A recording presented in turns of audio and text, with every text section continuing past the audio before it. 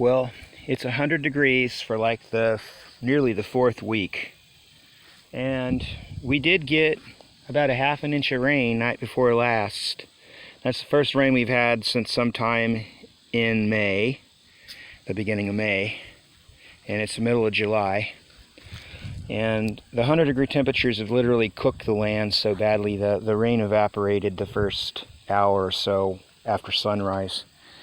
But I've got all these known to be drought-tolerant vegetables planted here. Loofah gourds, squash, purple hull peas, which are just any cowpea really, and watermelon and okra, but none of them are surviving well. Sweet potatoes. What's going on is it's so hot and dry that they can't make it either. You can see I've got the purple hull peas, which are called that because the shell is purple when they're ripe.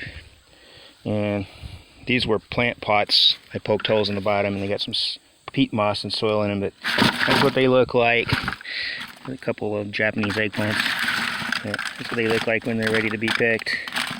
I've got to pick all these, and this is the third time I've picked them. And this is the more abundant picking right here, and it'll probably be the last picking because I don't think we're getting any more rain, and that's sad, but it's the truth. You might as well be optimistic, but at the same time be reality, because it's just a waste of time. I irrigated already twice, and I was going to think that would be fine for the rest of the summer, but the pond has gone dry. And at the house, my well is almost dry. And just there's a few things that are doing pretty good anyway because they were watered so well earlier in the year. This is a Thai pepper, and it really is nice. It's a real Thai pepper, the kind that grows straight up. They point upwards. They're very much different tasting and looking than the peppers that grow in the United States or South America, or North America, or Central America, because they grow straight up, they're thin, have small leaves, and they're very tall. And these plants grew extremely fast. I really like the Thai pepper. I like the color, I like the flavor. And the only reason these are doing really well, in my opinion, is because it's under the shade of a pecan tree. Normally shade has been viewed to me as an enemy of the garden, but when it's hot and dry like this, it's the only place that the garden does well, is in the shade. The sweet corn was in the shade under that tree, and that's the west side. And you can see the sun is being blocked. The 100-degree sun is being blocked, and it's actually tolerable underneath here. This sweet corn is already ready to be harvested. It's an heirloom open pollinated sweet corn called Stowell's Evergreen, and I want to grow it for seed. See, it's beautifully pollinated, and you can see it's pollinated all the way around, really pretty. I'll be definitely making some good seeds off of that. So yeah, this is good stuff. I only needed 2 rows. I don't grow them in blocks, but 2 nice rows were fine, and all I did was just go like this in the morning and give the tassels a good shake, and it got down on the silks and pollinated them just fine. But once this is dry, I'm going to break the cobs off, take them home, push a thumb on them and get the shells, get the seeds off and put them in buckets, and then make sure they're thoroughly dry, and then put them in the freezer for next year, and we grow a much larger crop of this so we can eat it. The horses love the cobs. They eat the cobs after we're done shelling them. Now the other plants didn't do well in the garden at all. I mean, you can see that. The tomatoes in this garden, underneath the shade of these kale leaves, you can see there's some crops, there's some tomatoes, but you can see this one here. These are heirloom tomatoes. They don't grow like a regular tomato. They're kind of funky looking. I don't care about the shape, but they're delicious, and obviously the rabbits think so too, and the voles, because they took a nip out of it. Normally I don't have any trouble with things eating my crops at all, because I'm going to still fry this up and eat it. I love green tomatoes. I don't believe in solanine. It doesn't affect me. I love unpeeled, delicious green potatoes. I like to put them in the sun anyway for the extra vitamins the sun gives them. Let them turn green, gives them a better flavor. But this is why I got electric fence that goes around, just one little wire here, just one thin wire, just can't let it touch any vegetation, and it goes around the garden.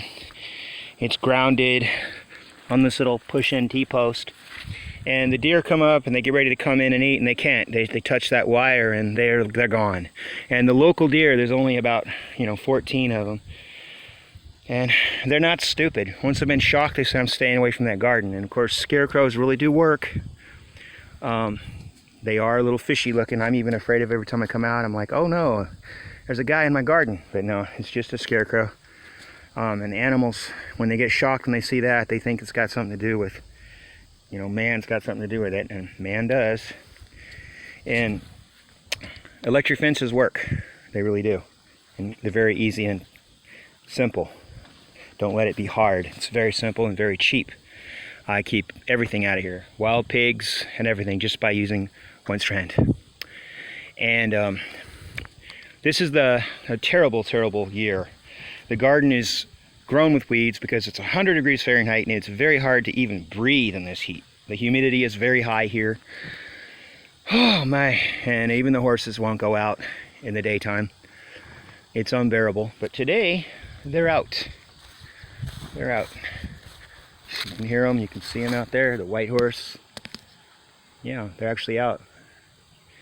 Can't let them get too close to the garden, I'll have to close the gate. But they know about the fence, the electric fence. But see how the okra, I picked that yesterday, how it's wilting? I can't water it again, so in a week, the okra might be goner. It'll be out. But it's supposed to last till frost, till it gets really cold. And it gets about 7 feet tall. This is Stewart Z-Best okra. It's a long, narrow okra. And the leaves get huge. They're not huge now because it was a very bad year with very little water and very cold spring. Very cold spring. Very rainy spring. And then, like I said, around May, the rain just shut off and the heat came immediately. And the next day it was 100 degrees and it's just been staying that way. It actually feels probably like the Sahara feels, only humid. The ground is so hot, it literally burns your feet. And it hurts. And beeswax melts right on contact with the soil. It's so hot. And like I said, this garden is going to be dead in no time. It's just too hot. But you can see the purple hull peas, they don't even look very good. They're thick with beans, but there's really, anyone can grow purple hull peas. You just stick them in the ground and grow them, and they just grow. They're made for the desert and normal rainy season in the desert, I guess. It's just shocking that they're not even doing well this year. I'm getting a lot of peas though, so I'm okay, but they should be vining out a whole lot more and much thicker. And the watermelons are puny. When you look at my watermelons, I mean, this is a joke. For this time in the middle of July, that ain't no watermelon, friends. Now this stuff here is called callaloo. It's also in the amaranth family, and it's grown for its greens and its grain, and it's a weed. I never planted it. It just came up as a weed, and it's been in my garden forever. It doesn't grow anywhere but my garden, but it continuously comes up year after year, and I try to get rid of it, but somehow it matures a few seeds and comes back again. I've eaten it raw and I don't like the taste of it. I might try it cooked and see what it's like, since it seems to be the only thing that really thrives in dry weather. Well, I gotta go.